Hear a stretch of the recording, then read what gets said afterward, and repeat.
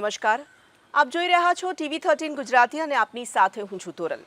દેશના રાજકારણની જ્યારે વાત આવે ત્યારે સૌથી જૂની પાર્ટી એટલે કે કોંગ્રેસ પાર્ટીનો ઉલ્લેખ કરવો જ પડે અને તેમાં પણ ગુજરાતના રાજકારણની આપણે જ્યારે વાત કરતા હોઈએ ત્યારે કેટલાક પરિવારો એવા છે જે આ દેશની સૌથી જૂની પાર્ટી સાથે વર્ષોના વર્ષોથી જોડાયેલા છે।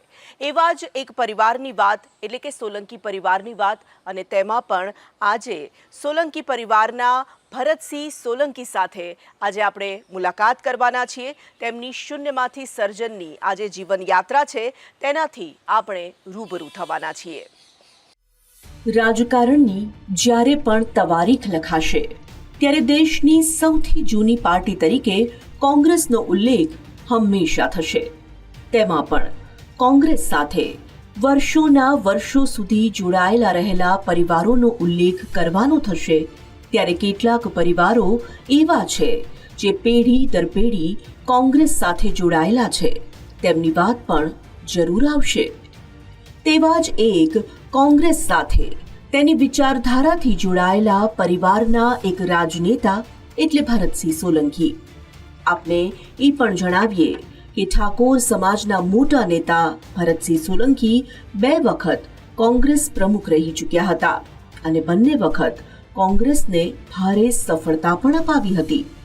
2017નું એ વર્ષ કોણ ભૂલી શકે, જ્યારે ગુજરાતમાં કોંગ્રેસને સત્તા મેળવવામાં માત્ર વેતનું જ છેટું રહી ગયું હતું, પણ તેમના નેતૃત્વમાં પ્રમુખ પદની પ્રથમ ટર્મમાં જિલ્લા પંચાયતોમાં કોંગ્રેસને તેઓ સફળતા અપાવી શક્યા હતા।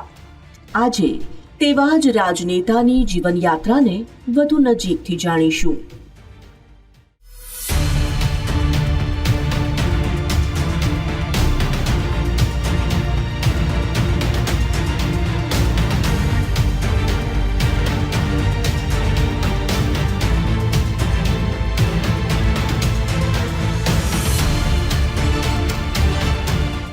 ભરતસિંહ સોલંકીને સમજણ આવી ત્યારથી તેઓ કોંગ્રેસ પાર્ટીને નજીકથી જોતા સમજતા આવ્યા છે।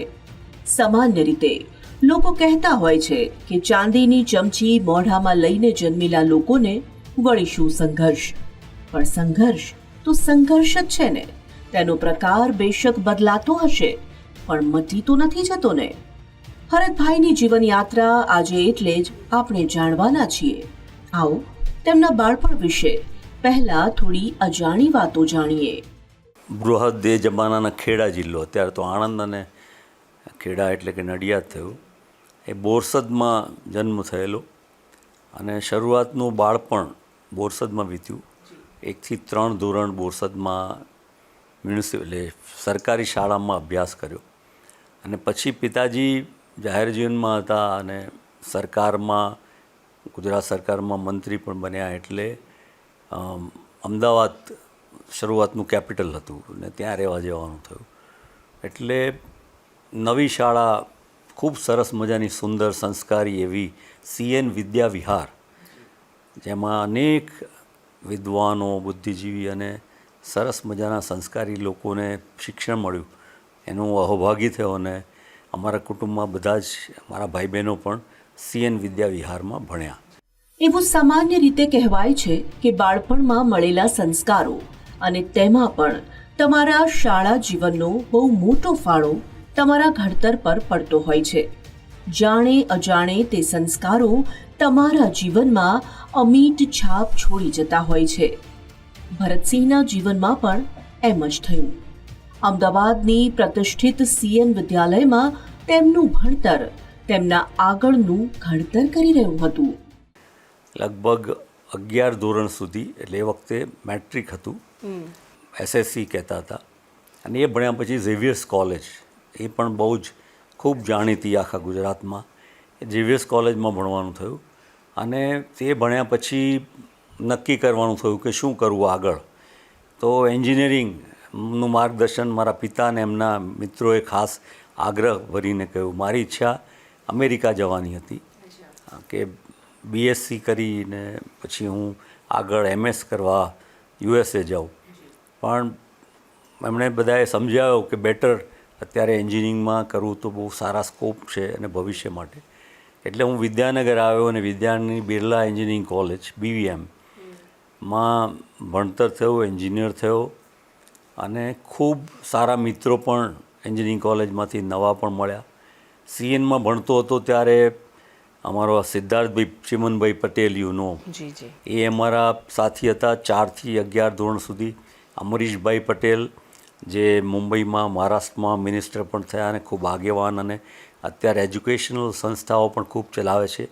એ ઉત્પલ ભાયાણી કરીને સાહિત્યકાર, લિટરરી, ખૂબ વિદ્વાન, એ અમે બધા એક ગ્રુપમાં CNમાં ભણેલા. જી અને ઝેવિયર્સમાંથી નિખિલ શાહ જે SSC બોર્ડમાં ફર્સ્ટ આવેલા, અથવા સંજય લાલભાઈ કે બીજા નિમિષભાઈ વસા અને અનેક લોકો સાથે ઝેવિયર્સ કોલેજમાં પણ ભણવાનું થયું. એવી રીતે અહીંયા એન્જિનિયરિંગ કોલેજ BVMમાં પણ ખૂબ સરસ મજાના મિત્રો મળ્યા અને ઘણું બધું જીવનનું શીખવાનું મળ્યું, હિંમત મળી, સાહસિકતા આવી, રસ્તાઓ કાઢતા કેવી રીતે શીખવું, એ પ્રેક્ટિકલ જ્ઞાન પણ વિદ્યાનગરમાંથી અને ખૂબ જૂની અને જાણીતી એન્જિનિયરિંગ કોલેજ BVMમાંથી એન્જિનિયર થવાનું મળ્યું. શાળા જીવન અને ત્યારબાદ તેમનો કોલેજ કાળ. અભ્યાસ ચાલી રહ્યો હતો, પણ અમને એ સવાલનો જવાબ મેળવવો હતો કે જ્યારે ભરતસિંહ યુવાવસ્થામાં પ્રવેશ્યા ત્યાં સુધી તો ગુજરાતમાં કોંગ્રેસનો સૂરજ મધ્યાહને તપતો હતો અને તેમાં પણ તે એવા પરિવારમાંથી આવતા હતા જે પરિવાર સત્તા સ્થાને હતો. શું અનુભવતા તેઓ તે સમયે? આવો જાણીએ. મને આનંદ અને ખાસ કરીને ગુજરાતની સંસ્કારીતા માટે ગૌરવ એટલા માટે છે કે CN જેમાં અમે ભણ્યા, આજે તો તમને માનવામાં પણ નહીં આવે, અમે ભણતા હતા ત્યારે પંખા પણ નહોતા, સામાન્ય ખાદી પહેરવાની, ઘડિયાળ કે કોઈ પણ દાગીનો પણ નહીં પહેરવાનો, અને નાસ્તો બહાર કરવા નહીં જવાનું, એ કેમ્પસમાં જ ઘરેથી લઈ જવાનું, અને કાં તો સ્કૂલની સંસ્થા જે આપે.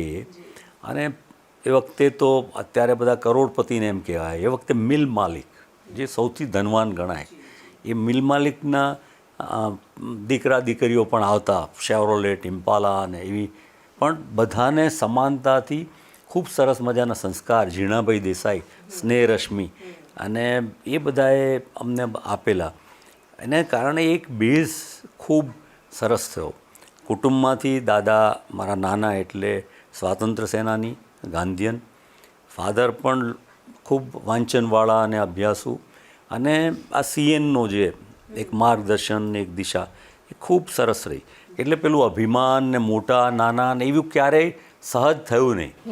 અમે રહેતા શાહીબાગ, જી સિદ્ધાર્થભાઈ રહે ઠેઠ શારદાનગર સોસાયટી, એ આવે ઠેઠ પાલડી પાસે, અને છતાં હું સાયકલ લઈને રવિવારે મળવા જઈએ ને અમે ભેગા થઈએ, સાથે વાંચીએ બધા સાથે.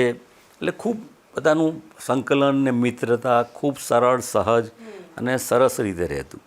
અને એ પછી અહીંયા વિદ્યાનગર આવવાનું થયું, ત્યાં પણ એન્જિનિયરિંગ કોલેજમાં, અને પિતાએ જે સંસ્કાર આપેલા, એટલે બસમાં જ સ્કૂલમાં જવાનું, નાવાનું, કોઈ દિવસ ગાડી છે કે નહીં એવી કોઈ કલ્પના પણ નહીં, અને એવી માન્યતા પણ નહીં. એટલે બહુ સહજ, સરળ, અને એના કરતાં બહુ આનંદમય સમય વીત્યો. વર્ષ 1972નો એ સમય હતો જ્યારે ભરતસિંહ કોલેજ માટે વલ્લભ વિદ્યાનગર આવ્યા, અને સાચા અર્થમાં આ એ સમય હતો જ્યારે તેમનામાં રહેલા નેતૃત્વના જે ગુણો હતા તે ખીલવાની શરૂઆત થઈ. અંદાજ નહોતો, પણ હા, આ સમયે તેઓ વિદ્યાર્થીઓના રાજકારણમાં તો પ્રવેશી જ ગયા હતા. શાળા જીવન દરમિયાન અથવા તો કોલેજ કાળ દરમિયાન એવું કોઈ ભાગ લેવાનું થયું કે તમને ક્યારેક એ વખતે એવો વિચાર આવ્યો કે એ વખતે તમારે વિદ્યાર્થી નેતા થવું છે, એવું કંઈ હતું તમારી સાથે જોડાયેલી વાતમાં? આ લાંબી કારકિર્દીમાં કદાચ ઘણાને ખબર ન હોય. જી એટલે હું વિદ્યાનગર ભણવા આવ્યો ત્યારે વિદ્યાનગરનું વાતાવરણ થોડુંક તોફાની ખરું અહીંયા એ જમાનામાં. આઈ કેમ હિયર 72માં એન્જિનિયરિંગમાં, એટલે ઇલેક્શન્સ થોડા તોફાની હોય, ઝઘડાવાળા હોય ને આ. એટલે મારા દાદા પિતા ઈચ્છે કે હું કોઈ રાજકારણ કે ચૂંટણીઓ કે એમાં ન પડું, પણ મનમાં હંમેશા એક એવું એમ કહેવાય ને કે ઉદ્દામવાદી વિચાર. એટલે ફર્સ્ટ યરમાં તો કંઈ ન હોય, પણ સેકન્ડ યરમાં ત્યારે એમ લાગે કંઈક અન્યાય છે તો કંઈક ક્રાંતિવાળી કંઈક વિચારધારામાં. એટલે સેકન્ડ યરમાં હું ક્લાસમાં CR તરીકે ઊભો રહ્યો અને બધા મિત્રોના સહકારથી માનો કે જીત્યા. અને એ પછી અહીંયા ક્યારેય કોઈ માનો કે આવી રીતે બહારનો ઊભો ન રહે એવી પરિસ્થિતિમાં હું GSની ચૂંટણી પણ માટે તૈયાર થયો. એટલે દેટ વોઝ નોટ કે પોલિટિક્સમાં આવીએ છીએ એવું નહીં, પણ કોલેજનું નેતૃત્વ. અને એ ગાળામાં ઇમરજન્સીના ગાળામાં ગ્રેડ પોઈન્ટ એવરેજ કરીને વ્યવસ્થા આવી હતી શિક્ષણમાં, નવી પદ્ધતિ કે જેના દ્વારા આજે જે મૂલ્યાંકનની નવી પદ્ધતિઓ આવે છે એનો, એટલે એની સામે અમારી કોલેજમાં ભણતા અને બધાના મનમાં થયું કે આનંદ. એમાં GPN એ ગ્રેડ પોઈન્ટ એવરેજને કારણે એક શું થાય કે તમારા આટલા માર્ક આવે ત્યાં સુધીના જ, બાકીના ઓટોમેટિક દે આર ફેલ્ડ, અને બીજાને ABC કે જે ગ્રેડ મળે. એટલે એનું આંદોલન ને ચર્ચા અને શરૂ થઈ. એમાં ધીમે ધીમે કરતાં હવે ઘરમાંથી તો ના પાડેલી, ઇમરજન્સીનો ટાઈમ એટલે હડતાલ કે તો કરી શકાય નહીં, પણ છતાં અમે એક શાંતિપૂર્ણ આંદોલન એ વખતે શરૂ કર્યું. જાહેર જીવન સાથે જોડાયેલા પરિવારોના સંતાનોને સામાન્ય પરિવારોના સંતાનો કરતાં વધુ એ તકેદારી રાખવી પડતી હોય છે કે તેમનાથી કોઈ એવું પગલું ન ભરાઈ જાય જેથી તેમના પરિવારને અને પરિવારની પ્રતિષ્ઠાને કોઈ પણ જાતની ઠેસ પહોંચે. તેના માટે સભાનતાની સાથે તેમણે તેમના વિદ્યાર્થી કાળને આગળ વધાર્યું. ક્યાંય પણ નુકસાન ના થાય, યુનિવર્સિટીને ના થાય, એની દિવાલ પણ ન બગડે, અને છતાં અમારી લડાઈ ખૂબ લાંબી ચાલી. અને મારા પિતા સુધી પણ ફરિયાદ ગઈ કે આવા ટાઈમમાં આ ઉલ્લંઘન કરે છે ને આ તમે દોરવણી. પણ હું બહુ બુદ્ધિપૂર્વક એ કમિટીમાંથી બહાર રહીને દોરવણી ને માર્ગદર્શન આપતો. પણ પછી એ બધાને લાગ્યું એટલે મારા પિતાએ કીધું કે અમરસિંહભાઈ એ વખતે નેતા હતા વિપક્ષના, અને એટલે એમને એમ કે એ વધારે જાણે એન્જિનિયરિંગના પ્રશ્નોને, એટલે એમને લઈને અમે નવીનભાઈ શાહ જે શિક્ષણ મંત્રી હતા એમને મળ્યા. અને એ બધો સંઘર્ષ, પણ એ એક શીખવા જાણવાનું, એ રાજકારણને ન ગણીએ તો એક યુથ એક્ટિવિટી એ ત્યાંથી. અને પછી એમાં સફળતા પણ મળી અને ગ્રેડ પોઈન્ટ એવરેજ સિસ્ટમ એ વખતે કાઢી નાખી. પણ આજે તો નવી પદ્ધતિઓ છે એટલે કદાચ એ વખતે શરૂઆત યોગ્ય પણ હોઈ શકે આજે, એવું મને પોતાને પણ ફીલ થાય. નાનપણમાં દરેક બાળકના પોતાના સપના હોય અને તે દિશામાં જ આગળ વધવાનો પ્રયાસ હોય. પણ રાજકારણને ખૂબ નજીકથી જોતા ભરતસિંહ મોટા થઈને શું બનવા માંગતા હતા? શું તેમને બાળપણથી જ રાજકારણમાં પ્રવેશવું હતું? આવો તેમની પાસેથી તે પણ જાણીએ. સામાન્ય રીતે એવું આપણે જોતા હોઈએ છીએ કે ડૉક્ટરના સંતાનો ડૉક્ટર થાય, એન્જિનિયરના સંતાનો એન્જિનિયર થાય. રાજકારણમાં પણ ઘણા બધા લોકો આપણે એવું જોતા હોઈએ છીએ કે રાજકારણી છે પિતા અથવા માતા, તો પછી તેમના સંતાનો રાજકારણમાં પ્રવેશે. તમારા માતા પિતાની ઈચ્છા શું હતી? તમારી ઈચ્છા એ વખતે શું હતી? શું વિચાર હતો? કારણ કે તમે કહ્યું કે એન્જિનિયરિંગ કરવાના વિચાર સાથે આગળ વધતા હતા, તો એ વખતે શું હતું? તમે કહ્યું કે અમેરિકા જવું હતું આગળ ભણવા માટે, તો પરિવાર અને તમારું એ વખતનો વિચાર શું હતો? ક્યારેય વિચાર એવો કરેલો નહીં કે રાજકારણમાં આવવું. અને એનું સહજ કારણ મારા નાના એમને જોયેલા. સવારે 4 વાગે ઉઠી જાય, પોતાનું નાવાનું પાણી પણ પોતે ગરમ કરી લે, કપડાં પણ પોતાના જાતે જ એ ધોઈ લે, અને વહેલા તૈયાર થઈને પોતે કોફી પીએ અથવા સવારે લીંબુ પાણીથી શરૂઆત કરે. બધું કરી અને નીકળે, અને અમારી સત્યાગ્રહ છાવણી છે ત્યાં એમની બેઠકને, ત્યાંથી આખા જિલ્લામાં ફરવાનું, લોકોને મળવાનું, અને એમની જે શૈક્ષણિક અને બીજી પ્રવૃત્તિઓ રાજકીય એ ખૂબ કરે. અને એ વખતનો સમય ખૂબ સામાન્ય, અમે તો ખૂબ નાના. જેમના પિતા તેમના આખા રાજ્યના વડા હોય, તેમના સંતાનોનું જીવન સામાન્ય રીતે કેવું હોય? ભરતસિંહ તેમના બાળપણના અનુભવો વર્ણવી રહ્યા છે.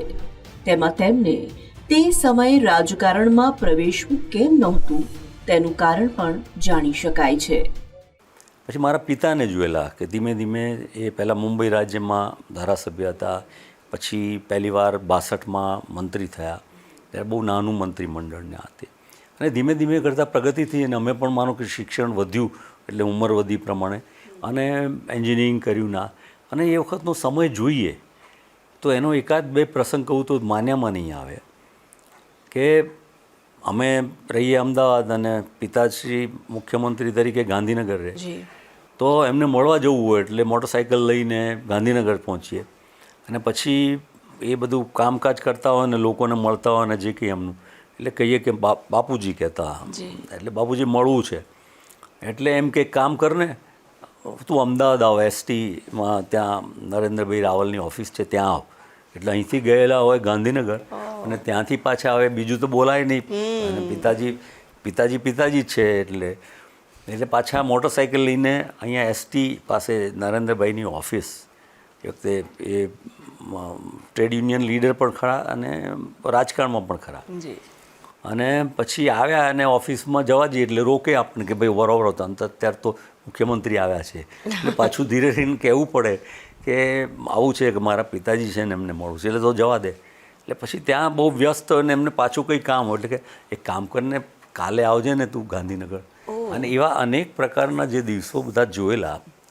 અમે ભણતા હતા ત્યારે જનરલી કેવું કે માતા પિતામાંથી કોઈને કોઈ શાળામાં પરીક્ષા હોય, 10માની હોય કે બીજી હોય, સ્કૂલમાં આવે, નાસ્તો લઈને આવે, એવા બધા પ્રસંગો બહુ ભાગ્યે જ બનેલા.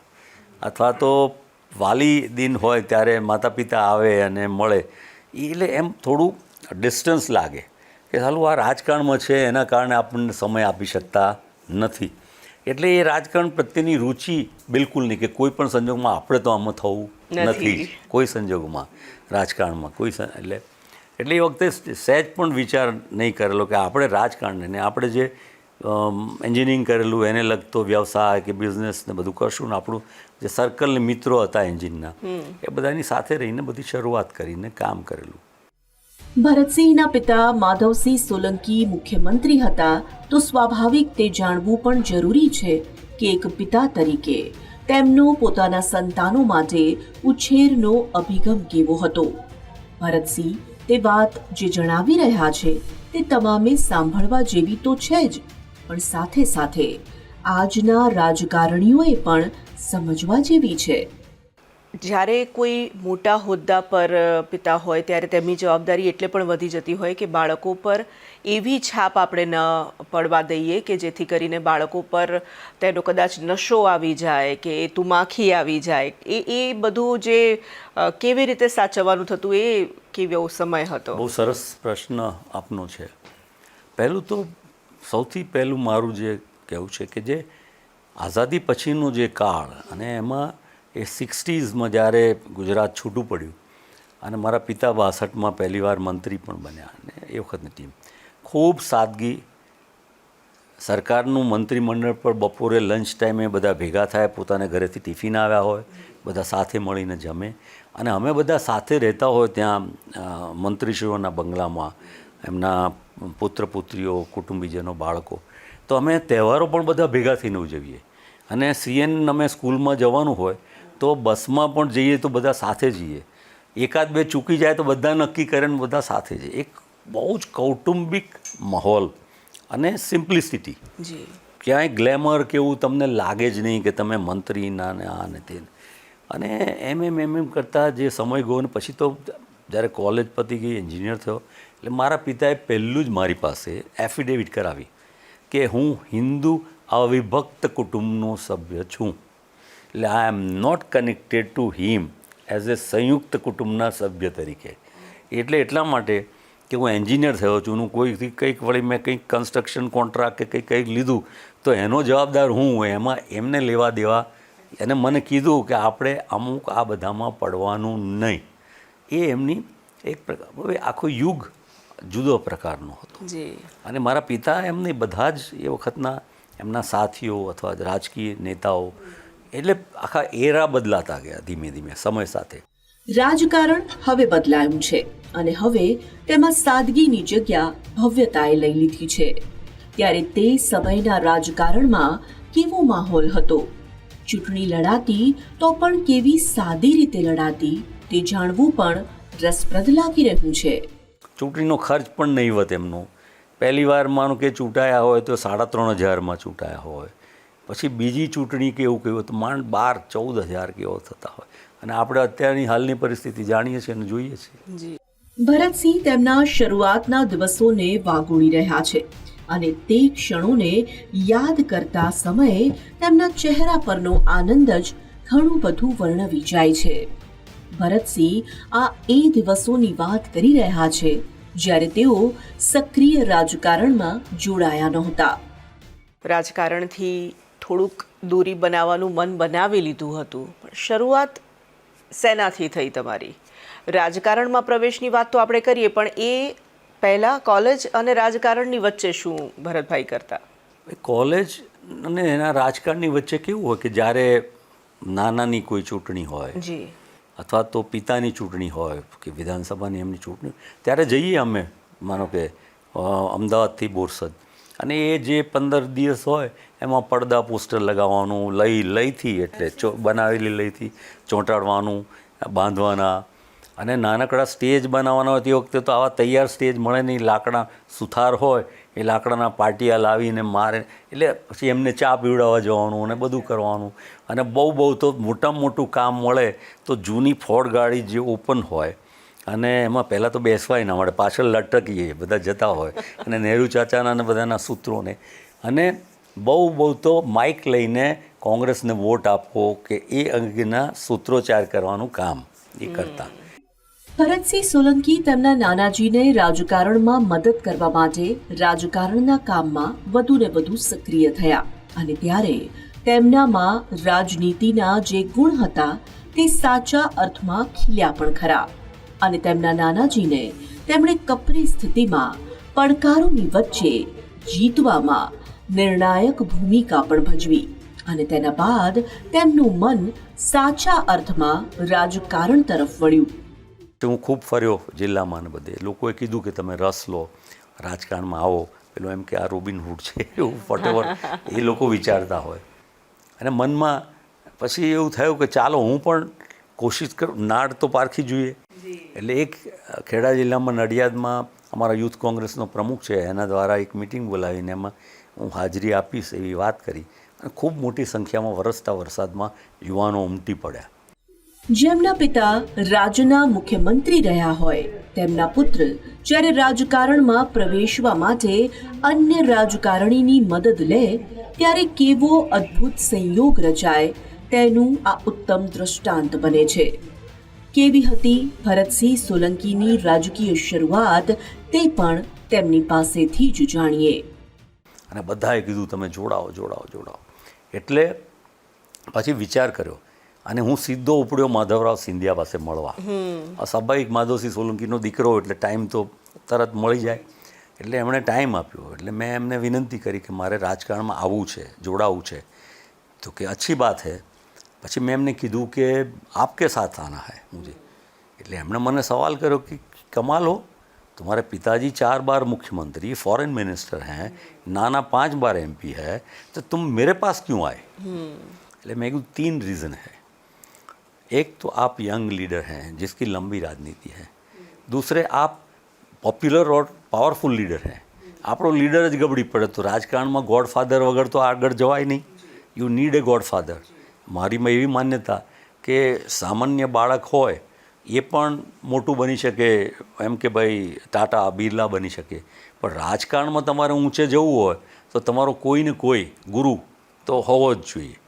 એટલા માટે મેં કીધું એમને પસંદ કર્યા. અને ત્રીજું મેં કહ્યું તમે કોમ્યુનિટી વાઇઝ પણ તમે મને માર્ગદર્શનને રસ્તો બતાવશો. એટલે મારી વાતમાં એ એગ્રી થઈ ગયા અને ગમી, કે લોજિક ગમ્યું મને, કે બોલો ક્યાં કરના ચાહતા હો. તો મેં કીધું એક છોટા સા सम्मेलन मतलब बुलाना चाहता हूँ तो आप पधारिए.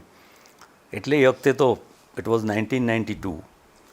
બહુ જ કપરો ટાઈમ હતો કોંગ્રેસ માટે. કોંગ્રેસને 33 જ બેઠક મળેલી.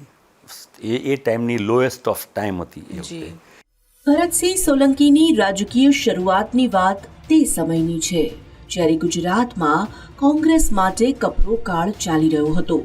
તે સમયે કોંગ્રેસના નામે ભીડ કરવી માત્ર કપરી જ નહીં પણ અશક્ય હતી. પણ અશક્ય કામને શક્ય કરી શકે તે જ તો રાજકારણમાં કાઠું કાઢી શકે ને. ભરતસિંહ સોલંકીએ તે કરી બતાવ્યું. બહુ જ કપરો ટાઈમ હતો કોંગ્રેસ માટે. કોંગ્રેસને 33 જ બેઠક મળેલી. એ ટાઈમની લોએસ્ટ ઓફ ટાઈમ હતી એ વખતે. અને અમારા જિલ્લામાં 17માંથી 3 જ ધારાસભ્યો કોંગ્રેસના હતા. એટલે બહુ ખરાબ વિકટ પરિસ્થિતિ હતી. એટલે મેં કીધું કે એક સંમેલન બોલાવું તો કે અચ્છા મને કે કિતને યંગસ્ટર્સ ઇકઠ્ઠા કરોગે. એટલે મેં કીધું કરીબ 10,000. એટલે એમણે કીધું સારું ચાલો આવીશ. 2 મે કેટલી ગરમી અને એ આવ્યા પછી બધા આગેવાનોને પણ એમણે કીધું. એટલે અહેમદભાઈને કીધું એમણે કે આવજો. પછી અહેમદભાઈ પ્રબોધભાઈ પ્રમુખ હતા, અમારા ફાધર હતા, અને Naresh Raval was youth Congress president. એટલે કે એ 5 જણા આવ્યા. પછી તો કાર્યક્રમ કર્યો ના નથી, પણ મેં મોટી સંખ્યા 35,000 એ 2 મે. એટલે એમને બધાને બહુ ગમ્યું કે ચલો આ માણસે, અને એમાં કાર્ડમાં નામ નહીં, ભાષણમાં નામ નહીં, ખૂણામાં ઊભો રહી, હાર પહેરાવવામાં નહીં, આભારમાં નહીં, બહુ લોકી રીતે કામ કર્યું. એટલે એમને ઇન્ટરેસ્ટ પડ્યો. પછી મને બોલાવો ને એમ કરતાં કરતાં જાહેર જીવનમાં પ્રવેશ થઈ ગયો. અને પછી ફર્સ્ટ ઇલેક્શન 95 ને બધું ગુજરાત ખૂબ ફર્યો. પહેલીવાર રાજકારણમાં જોડાયો એટલે પ્રદેશ સંગઠનમાં ડેલિગેટ એટલે સભ્ય નોંધણી થઈ. એટલે જિલ્લામાં સભ્ય નોંધણી ખૂબ મોટી સંખ્યામાં કરી. અને આ કોંગ્રેસના લીડરોએ પછી મને મહામંત્રી પ્રબોધભાઈ રાવળે પ્રદેશના મહામંત્રી તરીકે નિમણૂક થઈ. એટલે એના કારણે ગુજરાતમાં ખૂબ ફર્યો. કાર્યકર્તાઓ નાની ગ્રુપ મિટિંગ, ચર્ચાઓ, શિબિરો કરી મારી પોતાની, જેમાં ટ્રેનિંગ, સાયકિયાટ્રિસ્ટ, બીજાને બોલાવવા, વિષયો પર આધારિત. અને એમ કરતાં સંગઠન તો કેવું છે કે લોકોને જોડવાનું કામ તો અવિરત આ જીવન ચાલ્યા કરે. સામાન્ય રીતે લોકો એમ માનતા હોય છે કે જે ક્ષેત્રમાં માતા કે પિતા હોય, સફળતાના શિખરે હોય, તો તે ક્ષેત્રમાં આસાનીથી સંતાનો આવી શકે છે. તેમાં પણ પરિવારવાદનું ટેગ રાજકારણમાં તો આસાનીથી લાગી જતું હોય છે. પણ હકીકતમાં શું એ રાહ આસાન હોય છે ખરી?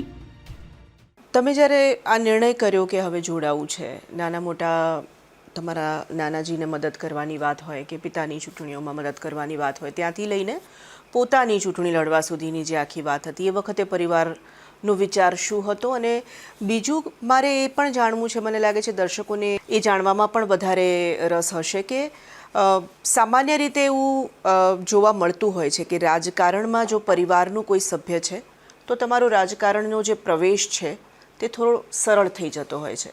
પણ તમારી લડાઈ તો તમારે જ લડવાની હોય છે, જે લોકો ભૂલી જતા હોય છે. લોકોને એવું લાગે છે કે ઓકે ફેમિલીમાં કોઈ છે એટલા માટે આ તો બધું ઇઝી છે, પરિવારવાદનું ટેગ પણ આપણે લગાવી દઈએ બહુ આસાનીથી. પરંતુ એ બી સંઘર્ષ તો સંઘર્ષ જ હોય છે ને. એટલા માટે જ કે હું આવ્યો ત્યારે કોંગ્રેસ એના રોક બોટમ પર હતી. એટલે સારા ટાઈમમાં તો આવ્યો કે જેથી લાભ મળે, નંબર 1. બીજું મારા પિતાના જેટલા મિત્રો એ તો કદાચ મને આશીર્વાદ આપે, પણ એમને સામે કતરાતા લોકો એ પણ મારી પાસે સામે કતરાય. આ સિક્કાને 2 બાજુ છે. એટલે એવા સંજોગોમાં અને હું એવું માનું કે કોઈ મોટા ઝાડ નીચે કોઈ છોડ વાવો તો ક્યારે પાંગરે નહીં, એણે દૂર અલગ જ રહેવું પડે. એટલે મેં મારું રાજકારણ જિલ્લા પૂરતું જ્યારે કંઈક હોય ત્યારે મારા દાદા અને મારા પિતા હોય એમની સાથે. બાકી રાજ્યમાં હંમેશા કે ક્યાંય જવાનું હોય અથવા તો રાજ્યના કંઈ કન્વેન્શન હોય, હું એકલો જ મારી રીતે ધીમે ધીમે ખાસ કરીને યુવાનોને જોડતો ગયો. 94માં મારો જન્મદિવસ એટલે પ્રસંગ ઊભો કરવાનો, ભેગા કરવાનો, સંકલ્પ દિન તરીકે ઉજવ્યો. અમારા એક કાર્યકર, એની નાનકડી દીકરી હતી, એની પાસે સંકલ્પ દિન તરીકે બધાને 8 સંકલ્પો લેવડાયા. અસ્પૃશ્યતા, બેરોજગારી અને બધા જુદા જુદા ઇસ્યુ પર. ત્યારે હજારો લોકો ગુજરાતમાંથી હું જે ફરેલો એ બધા આપણા જૂના સર્કિટ હાઉસમાં ભેગા થયા. એટલે ઘણાને નવાઈ લાગી કે આટલા બધા લોકો આવી શકે એમ. પણ બિકોઝ આપણે ફર્યા મળ્યા હોય, મિત્રતા, સારા સંબંધો કેળવાયા હોય, એના કારણે ધીમે ધીમે લોકોમાં મળવાનું અને મિત્રતાઓને વધી. અને અમદાવાદ જેવામાં એ જમાનામાં મેં 92માં 93માં ધાબા પર, પાર્કિંગમાં, ગેરેજમાં એવી નાની નાની 50, 70, 80 યુવાનોની મિટિંગો અને બધું કરેલું. એટલે ખૂબ મોટી સંખ્યામાં લોકો જોડાવા માંડેલા. છેલ્લા 30 વર્ષોથી ગુજરાતમાં કોંગ્રેસને જીત હાંસલ થઈ નથી, પણ કોંગ્રેસી હતોત્સાહ થતા નથી. ભરતસિંહ વાઘોળી રહ્યા છે તે સમય જ્યારે તેમણે દેશમાં UPA 1ની સત્તા જોઈ હતી અને UPA 2માં તેના સહભાગી થવાની પણ તેમને તક મળી હતી. 2004માં મેં લોકસભામાં લડવા માટેની માગણી કરી ત્યારે સીડી પટેલ માનો કે પ્રમુખ હતા, એટલે હું 3 વાર ધારાસભામાં ચૂંટાયો હતો. અને છતાં પછી મેં કીધું સીડી પટેલ સાહેબ આ વખતે હું ચૂંટણી વિધાનસભાની નહીં લડું. તો કે કેમ? મેં કહું આ ચૂંટાઈને આંગળી ઊંચી કરવાની કોઈ સાંભળ નહીં, કંઈ કામ ના થાય, આપણી મુશ્કેલી છે, એટલે ગમે એમ કરીને કાં તો આપણે સત્તા પર આવીએ અને આ વખતે લોકસભામાં ચોક્કસ કોંગ્રેસ જીતશે એવું મને દેખાય છે, એટલે મારી ઈચ્છા છે. એટલે હું અને મેં બીજા બધાને તૈયાર કર્યા, કેટલાય 7-8 લોકોને કે આપણે લડીએ આ વખતે, બધાની ઈચ્છા નહીં. અને એ વખતે નરેન્દ્રભાઈ એવું કે ગુજરાતમાંથી 3 કોંગ્રેસી કોઈ મેં દિલ્હી જાને દૂંગા, એટલે 23 તો બીજેપી એ જીતી જ ગયા છે એવું માનતા. એને બદલે 2004નું પરિણામ ઘણું જુદું આવ્યું. જે લોક નાડી ઓળખવાની એમાં કદાચ અમે ઓળખી શક્યા અને પહેલી યુપીએ સરકાર બની. એટલે કોંગ્રેસ તરીકે ગુજરાતમાં એટલીસ્ટ નેશનલ લેવલે અમે સરકાર જોઈ. ભાગીદાર તો વ્યક્તિગત હું ના થયો, દિનશા ને થયા કે નારણભાઈને બધા, પણ ફરી મને 2009માં મને પણ માનો કે મંત્રી બનાવવામાં આવ્યો, આશીર્વાદ આપ્યા અને બધા. એટલે જેના થકી કંઈ ને કંઈ કરી શકાય કે હું પાવરમાં હતો એટલે રાજીવ ગાંધી વિદ્યુતીકરણ યોજના, જેના દ્વારા દેશમાં ગરીબમાં ગરીબ માણસને મફત લાઇટનો બલ્બ સળગે અથવા તો સસ્તી વીજળી મળે, અથવા તો ગુજરાતમાં વીજળી અથવા દેશમાં વીજળીનું ઉત્પાદન વધે તો એને લીધે વેપાર ધંધા ઉદ્યોગ સારા થઈ શકે. એ બધી અનેક પ્રક્રિયાઓમાં ભાગીદાર થવાનું થયું. શરૂઆતથી એક પક્ષ સાથે જોડાયેલા રહેવું, પણ તે પક્ષને પોતાના રાજ્યમાં જ લાંબા સમય સુધી જીત ન મળવી, ત્યારે તે પક્ષના રાજકારણીની મનોદશા શું હોય છે? બદલાતા રાજકારણની તાસીર ભરતસિંહને શું લાગી રહી છે?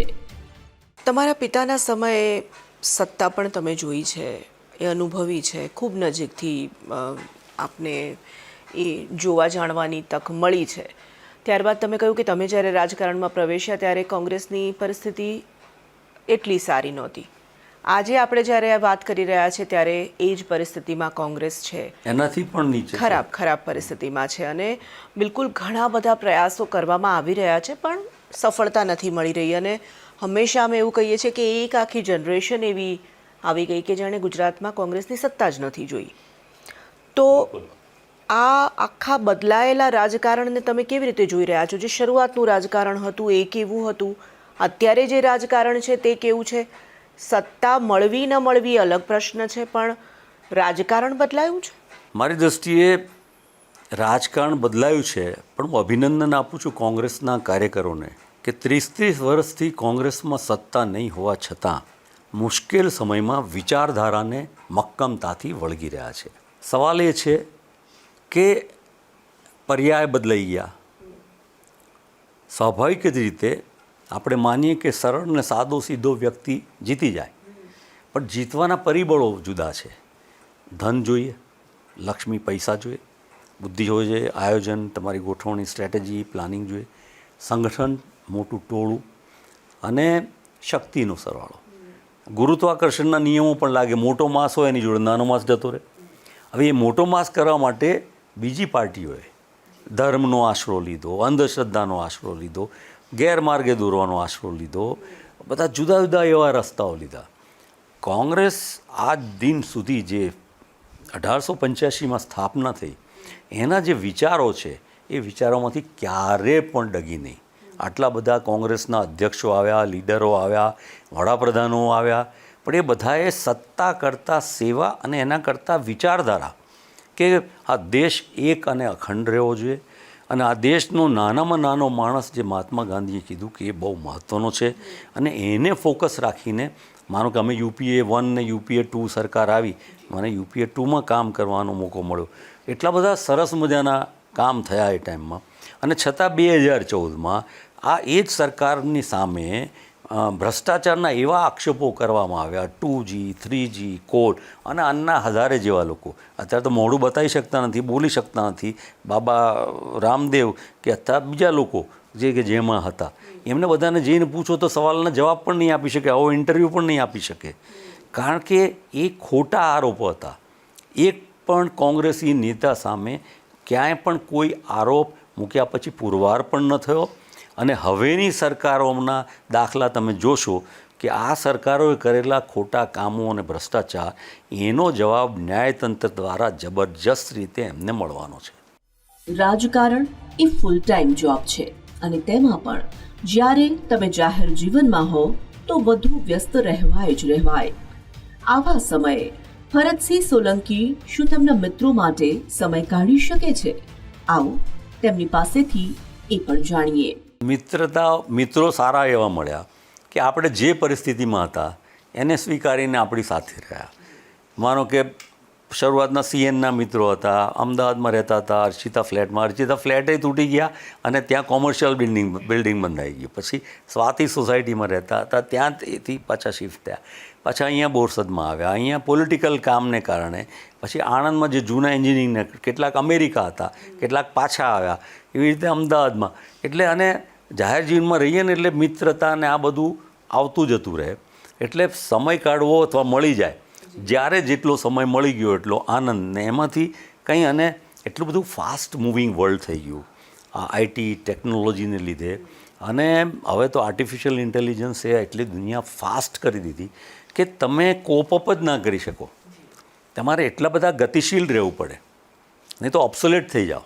રાજકારણ પણ ઓબ્સોલેટ થઈ જાય, તમારી વિચારધારા પણ થઈ જાય, અને નવી જનરેશન તમને કોઈ રીતે સાંભળે કે નહીં કે સ્વીકારે નહીં એવી થઈ જાય. એટલે તમારે કન્ટિન્યુઅસ એની સાથે કનેક્ટ રહેવું પડે. અને વાત જ્યારે તેમના મિત્રોની થઈ રહી છે તો આવો તેમના મિત્રો અને પરિચિતોની કેટલીક લાગણી ભરતસિંહ સોલંકી માટેની શું છે, તેમના અનુભવો તેમની માટેના, તેમની સાથેના શું છે તે પણ જાણીએ. ભરતભાઈના રાજકારણથી અને ભરતભાઈને એક રાજકારણી તરીકે હું આશરે 1993થી 95થી ઓળખું છું. અને ભરતભાઈ માટે એક વસ્તુ હું એ કહીશ કે તેમનામાં એક પ્રબળ શક્તિ છે કે કોઈ પણ મુશ્કેલ કે વિપરીત પરિસ્થિતિ હોય તો ત્યારે પોતે વિચલિત થયા વગર અને તેઓ ખૂબ જ શાંતિથી સ્ટ્રેટેજિકલી તેઓ કોઈ પણ સંજોગો કે સિચ્યુએશનનો સામનો કરી શકે છે. અને એ ખૂબ જ, જેમ મેં પહેલાં કહ્યું એમ, શાંતિથી તે સિચ્યુએશનનો સામનો કરીને તેમાંથી એ સફળતાપૂર્વક બહાર આવી શકે છે. અને જેમ ભરતભાઈના પિતાશ્રી, ત્યારે હું હતી નહીં પત્રકાર કે એડિટર, પણ માધવસિંહ સોલંકી ગુજરાતના પૂર્વ મુખ્યમંત્રી હોય, તેમના પિતાશ્રી કે તેમના નાનાશ્રી ઈશ્વરસિંહ ચાવડા આણંદ અને ખેડાને કોંગ્રેસનો ગઢ બનાવ્યો હતો. એટલે ઘણા બધા પોલિટિશિયન્સ હોય કે જેમણે કલ્ટિવેટ કર્યું હોય પોતાનું પોલિટિકલ કોન્સ્ટિટ્યુઅન્સીસ અને રિજન્સ, પણ પછી તેમના સંતાનો પણ એને એટલા જ સાચવી શકે, તે પણ એક ખાસિયત છે. અને હું એ કહીશ કે ભરતભાઈએ પણ ખૂબ જ કુનેહપૂર્વક જે તેમના નાના અને પિતાશ્રીએ ગઢ બનાવ્યા હતા, રાજકીય ગઢ, તેમને ખૂબ જ તેઓ સક્સેસફુલી મેન્ટેન કરી શક્યા છે. અને ભરતભાઈની ક્વોલિટીઝની જો હું વાત કરું તો તેમનું રાજકીય ગોઠવણો એટલે અને નેટવર્કિંગ, પોલિટિકલ નેટવર્કિંગમાં તેમની માસ્ટરી છે.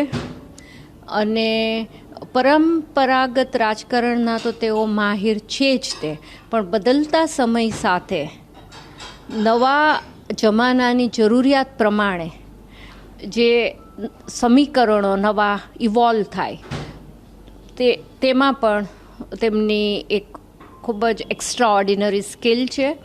અને ગુજરાત કોંગ્રેસમાં જો મારે ભરત સોલંકીને એક લાઇનમાં જો મારે તેમને વર્ણવવા હોય તો હું કહીશ કે તેઓ સ્ટ્રેટેજિક માસ્ટર છે.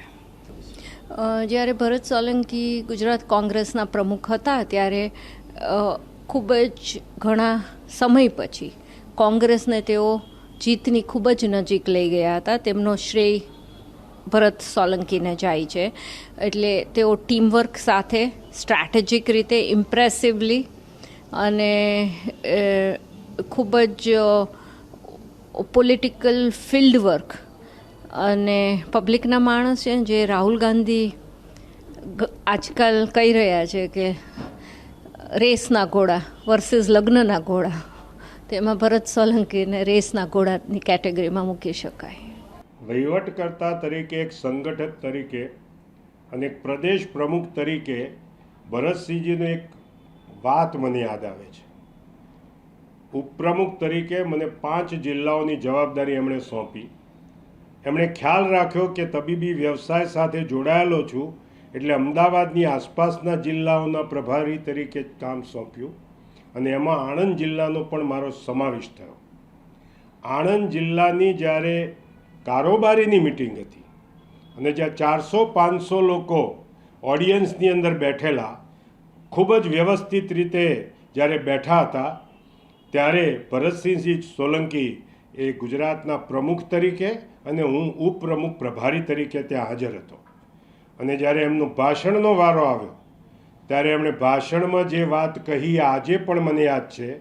એમણે એમ કહ્યું કે હું આણંદનો વતની, આણંદનો પૂર્વ સાંસદ, હું ગુજરાત પ્રદેશનો પ્રમુખ, પરંતુ અત્યારે જ્યાં સુધી સવાલ છે ત્યાં સુધી આણંદમાં મારા બોસ ડૉક્ટર જીતુભાઈ ગણાય, એટલે તમારે જે વાત કરવી હોય જીતુભાઈને કહેવાની, કારણ કે આણંદના પ્રભારી તરીકેની સંપૂર્ણ જવાબદારી મેં આમ જીતુભાઈને સોંપી છે.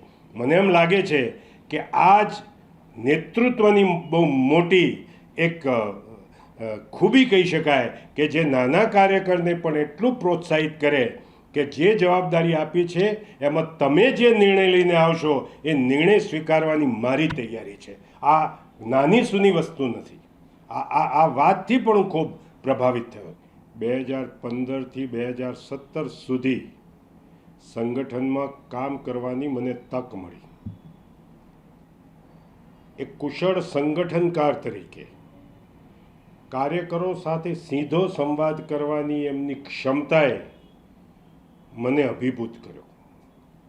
કોઈ પણ વક્તવ્ય આપે તો એમના અવાજની બુલંદી અને મુદ્દાઓ આધારિત વાતચીતના કારણે હંમેશા દરેક લોકોને આકર્ષણ થાય એવી વાત કરવાની એમની તાકાત હતી. એક વાત એ કહી શકાય કે કુશળ સંગઠક તરીકે 2015 અને 2017ની અંદર કોંગ્રેસ પાર્ટીને ગુજરાતની અંદર જે પ્રકારે જ્વલંત વિજય મળ્યો એની પાછળ કોઈનો મોટો ફાળો હોય તે ભરતસિંહજી સોલંકીનો હતો.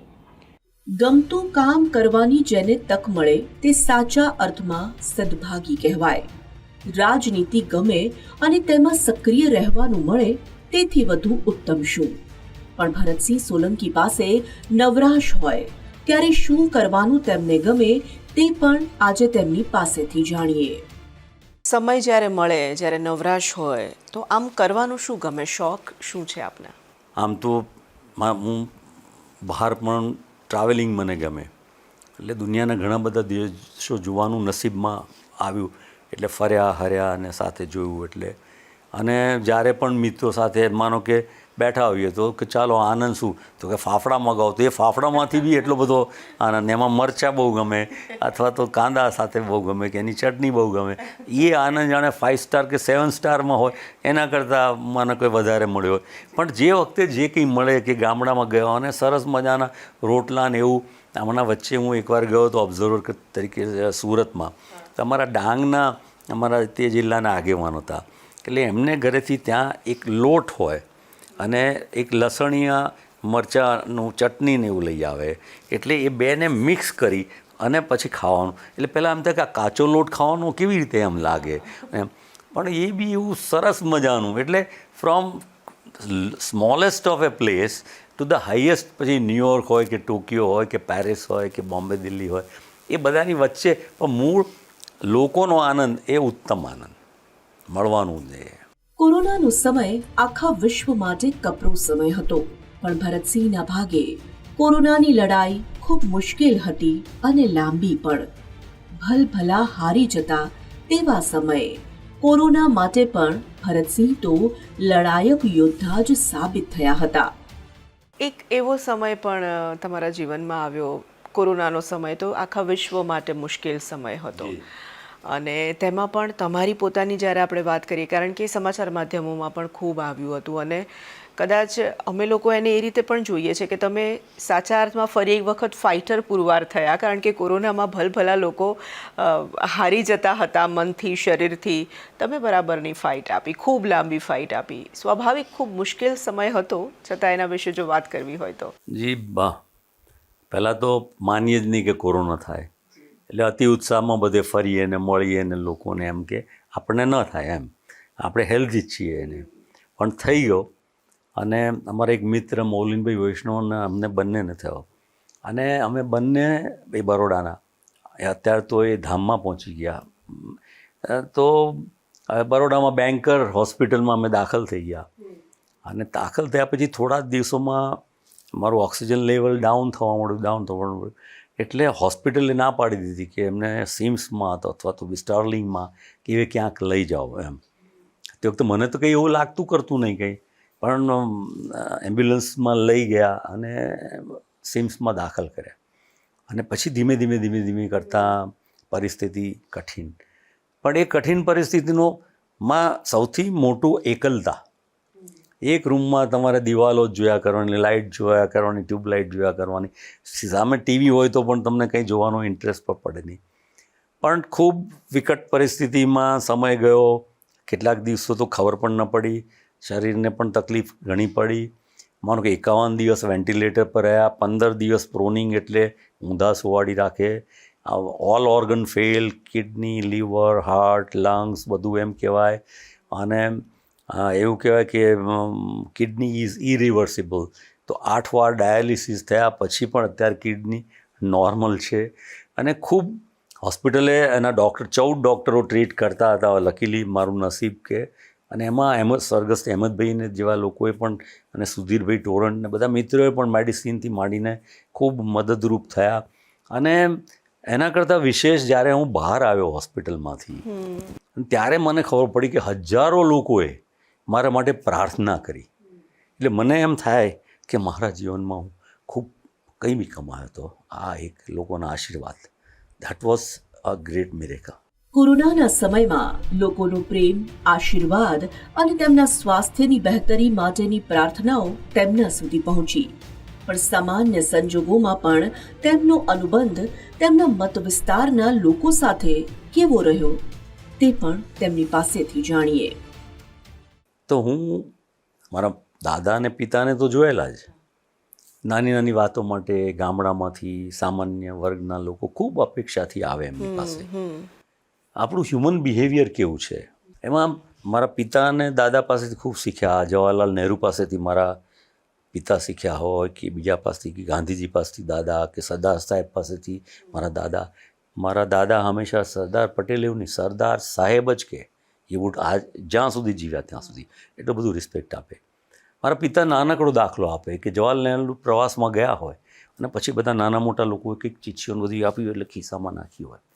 પછી રાત્રે ઘરે આવે ત્યારે ડાઇનિંગ ટેબલ પર બેસે એટલે બધી ચીઠીઓ ખોલે અને એ ખોલીને પછી એને શું કરવું. એટલે હવે એ જે સંસ્કાર મળ્યા એનાથી સ્વાભાવિક રીતે નાના માણસને મળવાનું, સંપર્કમાં રહેવાનું, કોઈ આપણને આવીને ગરીબ માણસ પગે એટલે અંદર એમ થાય કે હું શું છું તો આ મને પગે લાગે છે, અથવા તો એની અપેક્ષા કેટલી બધી છે કે જે આપણા પર આધારિત છે. એનું કામ તો હશે નાનકડું ઘર માટેનું, કંઈક બીજા કંઈક માંદગી માટેનું, અથવા તો એના કુટુંબ પરિવારમાં નોકરીમાં, પણ એની એટલે એવા ટાઈમમાં એવા લોકો સાથે કનેક્ટ થઈને બધાના કામ તો કરવાનું શક્ય નથી, ભગવાન પણ નથી કરી શકતા, આપણે તો એક સામાન્ય માનવી છે, પણ એને હૂંફ આપવાનો અને એ જે પ્રેમ મળે લોકોનો, સાદું જમાડે, ખીચડીને માનો કે દહીં કે હોય કે એવું કંઈ, અથવા રોટલો શાક કે હોય અને ઘરે નીચે બેસાડી, અથવા લગ્નમાં ગયા આવીને મોઢામાં પેલું મગસનું વેગ જોરથી ખોસી દે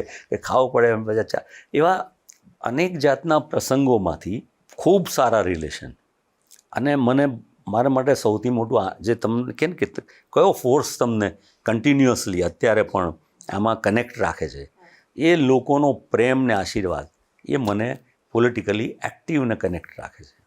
આજના યુવાનોને શું સંદેશ આપવા માંગે છે ભરતસિંહ સોલંકી તે પણ આજે આ તકે જાણીએ અને સાથે જ આ રાજનેતા આવતીકાલના ભારતને, આવતીકાલના ગુજરાતને કેવી રીતે જુએ છે તે પણ સમજીએ.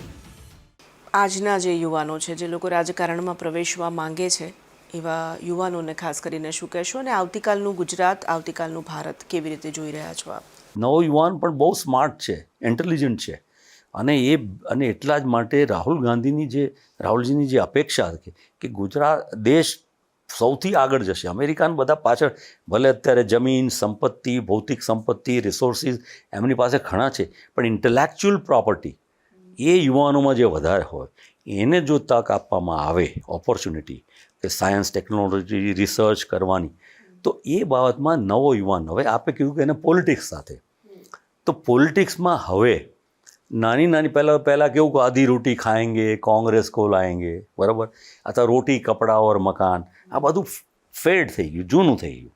હવેની નવી એની અપેક્ષાઓ જુદી છે યંગસ્ટરની.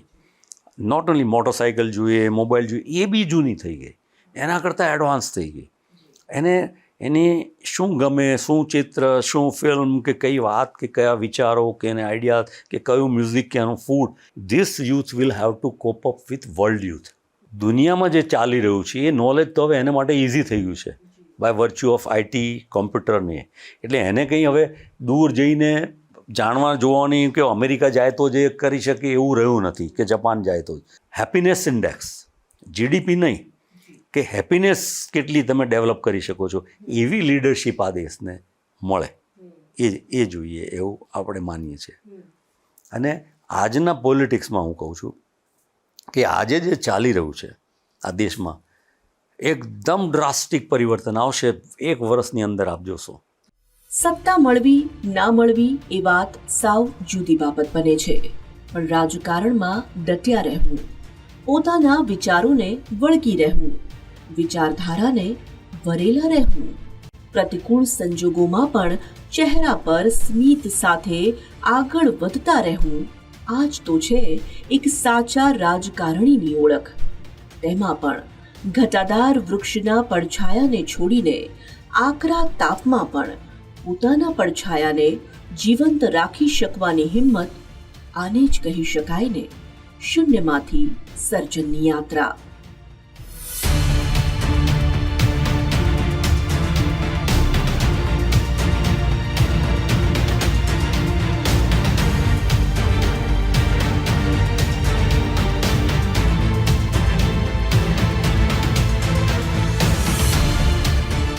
તો આ હતી વાતચીત ભરતસિંહ સોલંકી સાથે.